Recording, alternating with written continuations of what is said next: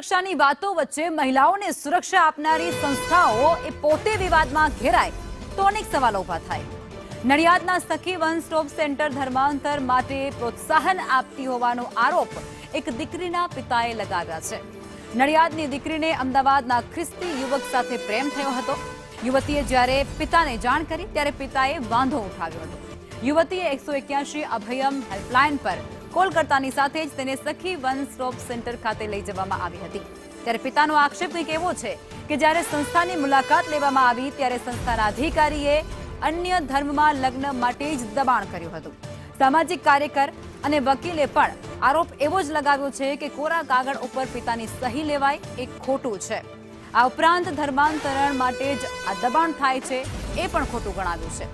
આ સમગ્ર મામલે હવે નડિયાદના મહિલા અને બાળ અધિકારીએ જણાવ્યું છે કે યુવતીનું કાઉન્સેલિંગ ચાલી રહ્યું છે અને દીકરી જ્યાં જવા ઈચ્છશે ત્યાં એ જઈ શકશે। ત્યારે આ મામલે સંસ્થામાં યોગ્ય તપાસ થશે કે નહીં તેને લઈને પણ અનેક સવાલો ત્યારે ઊભા થયા છે। અને મારે આગળ બધા પ્રૂફ પુરાવા છે। હું સાહેબને કેતનભાઈ પટેલ સાહેબને બધું મેં આપ્યું છે અને હું આગળ માનનીય શ્રી મુખ્ય દંડક ને વિનંતી કરું છું। આગળ ભૂપેન્દ્ર સાહેબ સુધી હું જવા તૈયાર છું, પણ ગમે તેમ કરીને મારી દીકરીને બચાવો। આ બધાએ ભેગા થઈ અને મારી દીકરી વિરુદ્ધ ષડયંત્ર કરીને એનું બ્રેન વોશ કરી નાખ્યું છે। અહીંયા એનો બાપ અને સમાજના આગેવાનો છેલ્લા 2 કલાકથી અહીંયા બેઠેલા છે, પરંતુ આ સખી શોપ સેન્ટરની અંદર જાણે ધર્માંતરણનો અડ્ડો ચાલે છે એ પ્રકારે દીકરીઓને હિન્દુમાંથી ખ્રિસ્તી અથવા હિન્દુમાંથી મુસ્લિમ બનાવવા માટેનું અહીંયા જબરજસ્ત ષડયંત્ર ચાલે છે। અમારી આ દીકરી જો આ સખી સેન્ટરમાંથી એ ખ્રિસ્તી જોડે જશે તો એનો મતલબ એમ છે કે આ સેન્ટરમાંથી જ તેને પૂરેપૂરી પ્રોત્સાહન અને પ્રેરણા આપવામાં આવેલી છે।